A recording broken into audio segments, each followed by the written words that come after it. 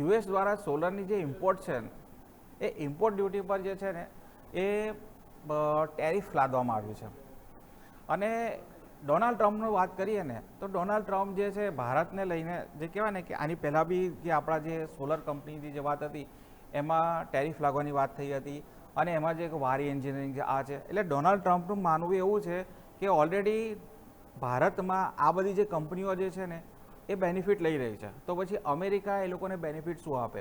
અને આમ જોવા જઈએ ને તો ડોનાલ્ડ ટ્રમ્પનું જે નિવેદન જે છે એ નિવેદન ઉપરથી આપણે એવું લાગે છે કે ભારતને લઈને ક્યાંક ને ક્યાંક છે કે એ ટેન્શનમાં આવી રહ્યા છે. એટલે કહેવાય ને કે જે ટેરિફને લઈને ભારતની જે કહેવાય ને કે એ રસ્તા શોધી રહ્યા છે. ટેરિફના મુદ્દે જોવા જઈએ તો એગ્રીકલ્ચરના મુદ્દે ભારત સરકારે વાત કરી છે કે નહીં થાય અને ટેરિફને લઈને ભારતને સતાવે છે. તો હવે એક એમનું છે કે નવો જે વસ્તુ આવી છે એ સોલરના ઇમ્પોર્ટ ડ્યુટી લઈને આવી છે. તો આ અંગે જે કહેવાય કે અમારા સહયોગી છે ચાર્મી એ જોડાયા છે.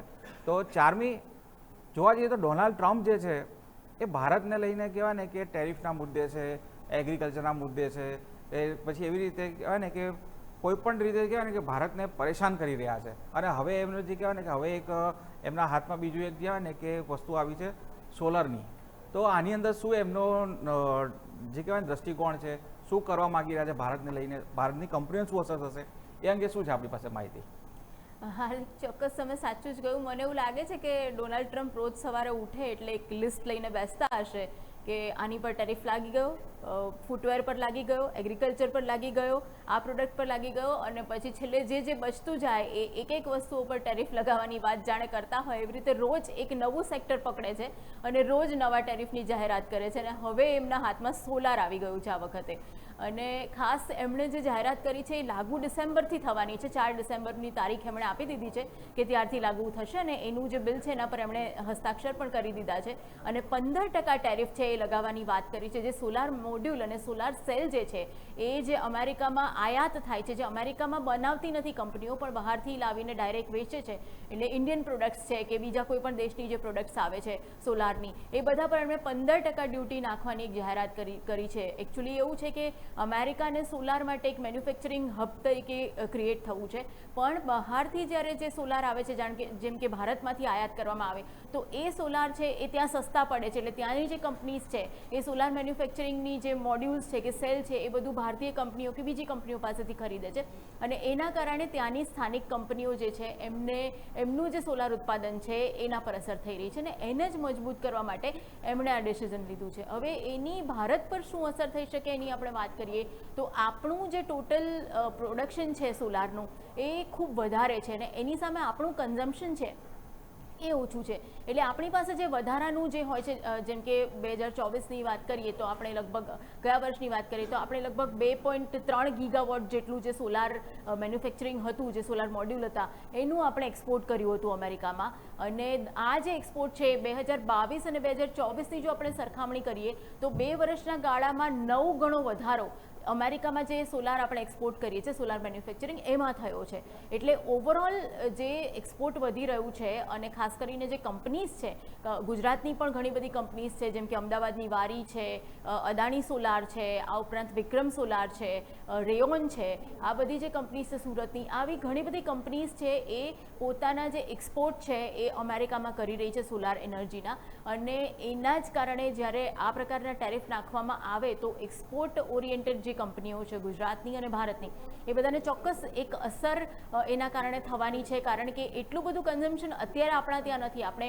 ઓબ્વિયસલી આવનારા દિવસોમાં રિન્યુએબલ એનર્જી પાર્ક્સ છે કે સોલાર પાર્ક્સ છે કે સેઝની અંદર સોલાર કેપેસિટી છે એ બધું વધારી રહ્યા છીએ, એટલે આવનારા દિવસમાં સોલારનું કન્ઝમ્પશન છે એમાં વધવાનું છે. પણ એમ છતાં પણ અત્યારે આપણું કન્ઝમ્પશન એટલું નથી કે માત્ર અહીંયા વેચીને આપણે જે કંપનીઓ છે પોતાની કમાણી કમ્પ્લીટ કરી શકે. એટલે એક્સપોર્ટ પર નિર્ભરતા અત્યારે થોડી ઘણી છે. પણ એની સામે બીજો ઓપ્શન આપણી પાસે એ પણ છે કે આપણે બીજા બધા માર્કેટ્સ એક્સપ્લોર કરીએ, જેમ કે યુરોપ છે કે આફ્રિકન દેશો છે. ઓબ્વિયસલી એમાં આપણે કરી રહ્યા છીએ, પણ હજુ પણ આપણું જે ટોટલ એક્સપોર્ટ થાય છે સોલારનું એમાં 95% એક્સપોર્ટ છે એ માત્ર ને માત્ર આપણે અમેરિકામાં કરીએ છીએ.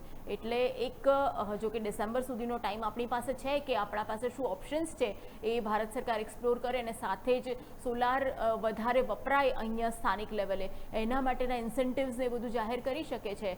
અને કદાચ આશા રાખીએ કે આવનારા દિવસોમાં જો આપણી અમેરિકા સાથે કોઈ ટેરિફને લઈને વાતચીત થાય અને એમાં કોઈ સુધારા આવે તો આજે 15%ના ટેરિફની વાત છે એમાં કદાચ વધઘટ થઈ શકે, કારણ કે હજુ ડિસેમ્બર દૂર છે અને આપણી પાસે સમય છે. ચાર્મી, અહીંયા આપણે આજે કહેવાય કે ડોનાલ્ડ ટ્રમ્પ જે છે ને એક બાજુ અહીંયા પ્રશ્ન થઈ રહ્યો છે કે ભારતને 12%માંથી 10%માં લાવે છે અને જે પર્ટિક્યુલર આપણે જે ફાર્મા સેક્ટર છે એના પર બી ટાર્ગેટ કર્યો છે અને હવે સોલર ઉપર ટાર્ગેટ કર્યો છે. એટલે બની શકે જે કંપનીઓ ત્યાં જઈને કરશે એટલે ડોનાલ્ડ ટ્રમ્પ ત્યાંના આપણા પૈસા માગી રહ્યા છે પણ આપણા લોકોને માગી નથી રહ્યા, એવું લાગી રહ્યું છે. ચોક્કસ એમનું એક જે લક્ષ્ય છે એ છે કે જે પણ પ્રોડક્શન કરો એ ભારતમાં ન કરો, તમે અમેરિકામાં આવીને કરો. સેમ વસ્તુ એમણે ફાર્મા સેક્ટરમાં પણ કરી હતી. એમણે એવું કહ્યું કે જે કંપનીઓ ફાર્માનું ઉત્પાદન અહીંયા આવીને કરશે, અહીંયા ફેક્ટરી લગાવશે તો એમને ટેરિફ નહીં લાગે, પણ જો તમે ડાયરેક્ટલી ત્યાંથી આયાત કરો છો, ભારતમાં બનાવીને અહીંયા વેચો છો તો ચોક્કસ તમને 100% ને પછી 200% પણ ફાર્મામાં તો ટેરિફની વાત કરી છે. અને હવે સોલારમાં પણ એ જ વસ્તુ છે. એટલે મેક ઇન અમેરિકા મેન્યુફેક્ચરિંગ જે એમનો એક કન્સેપ્ટ છે અમેરિકા ફર્સ્ટ વાળો, એમાં અમેરિકા ફર્સ્ટ મેન્યુફેક્ચરિંગનો જે કન્સેપ્ટ એ લાવ્યા છે એમાં એવું જ એમનું મહત્વનું કહેવું છે કે અહીંયા કંપનીઓ સ્થાપો, અહીંયા રોજગારી ઊભી કરો, અહીંયા પ્રોડક્શન ઊભું કરો અને પછી તમે અહીંયા વેચો તો અમને કોઈ વાંધો નથી. પણ જો તમે તમારા દેશમાં બનાવો છો અને ડાયરેક્ટલી અમને અહીંયા વેચવા આવો છો તો અમે એ વસ્તુ સસ્તી નહીં રાખીએ. એટલે ઓબ્વિયસલી એનો ફટકો અમેરિકન જે સિટીઝન્સ છે એને પણ પડવાનો છે, અમેરિકનની જે કંપનીઝ છે એને પણ પડવાનો છે, કારણ કે ત્યાં જે વેચાણ થશે જો અહીંયાથી આયાત થાય છે અને એના પર ટેરિફ વધે છે તો એ ટેરિફનું જે રકમ છે અલ્ટિમેટલી તો અમેરિકન કંપનીઝ કે અમેરિકન સિટીઝન્સે જ ચૂકવવાનો આવશે, કારણ કે એ જે પ્રાઇસ છે એ વધીને મળવાની છે એ લોકોને.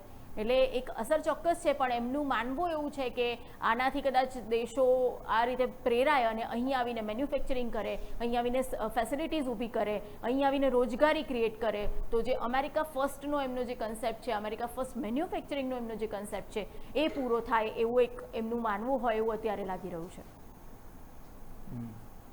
ચાર્મી, એટલે ડોનાલ્ડ ટ્રમ્પ છે મેગા પાછળ છે ને એ ગાળા થઈ રહ્યા છે અને એ કહી રહ્યા કે બહારના દુનિયાની કંપની અહીંયા આવે. તો ખૂબ ખૂબ આભાર આપનો ચાર્મી.